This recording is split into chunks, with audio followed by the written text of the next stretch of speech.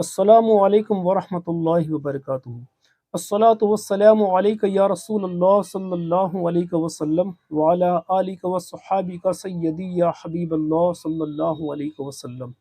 آج کل جو مزارات پر خرافاتوں کو انجام دیا جا رہا ہے، جلوس محمدی میں یا پھر محرم شریف کے مقدس مہینے میں جن خرافاتوں کو انجام دیا جاتا ہے، تو ان ساری خرافاتوں کو اہل سنت والجماعت کے حصے میں ڈال دیا جاتا ہے کہ سنی اس طرح کی حرکتیں کیا کرتے ہیں، اور ان کے جو عالم ہیں، جو اہل سنت والجماعت کے علماء کرام ہیں، وہ اس کی تعلیم دیتے ہیں۔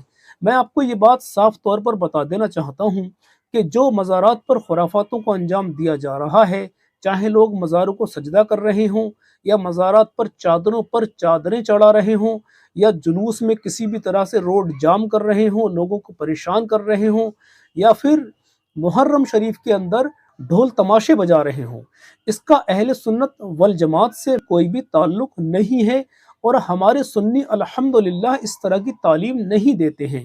بلکہ ہمارے سنیوں نے، ہمارے سنی عالموں نے جو ہمیں مزارات پر حاضری کا طریقہ بتایا ہے، وہ یہ بتایا ہے کہ جو تم مزارات پر حاضری دو، تو جو صاحب مزار ہیں، یعنی جو مزار ہے، اس سے 4 گز کے فاصلے پر کھڑے ہو، جو تمہیں قرآن پاک یاد ہے اس کو پڑھو، اچھے انداز میں پڑھو، اور اللہ رب العزت سے اس صاحب مزار کا وسیلہ دے کر کے دعائیں کرو۔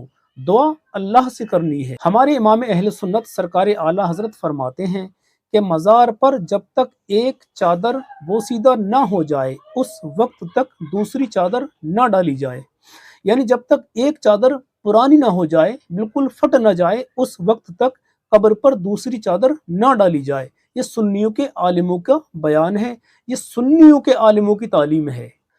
اعلیٰ حضرت عظیم البرکت انہوں نے یہ فرمایا ہے کہ سجدہ تعظیمی حرام ہے، سجدہ عبادت کفر ہے۔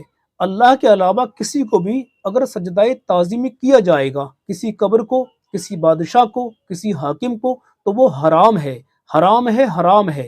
اور اگر سجدہ عبادت کیا گیا تو یہ کفر ہوگا۔ تو یہ ان کی تعلیم ہے کہ جن کے نام سے آج کے اس دور میں سنیت کو پہچانا جاتا ہے۔ تو یہ ہمارے سنی عالموں کی تعلیم ہے، یہ ہمارے اہل سنت والجماعت کی تعلیم ہے۔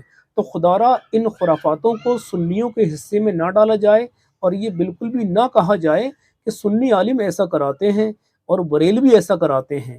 اللہ کریم ہم سبھی کو نیک عمل کرنے کی توفیق عطا فرمائے، اور ہر طرح کی خرافات سے بچنے کی توفیق عطا فرمائے۔ السلام علیکم ورحمۃ اللہ وبرکاتہ۔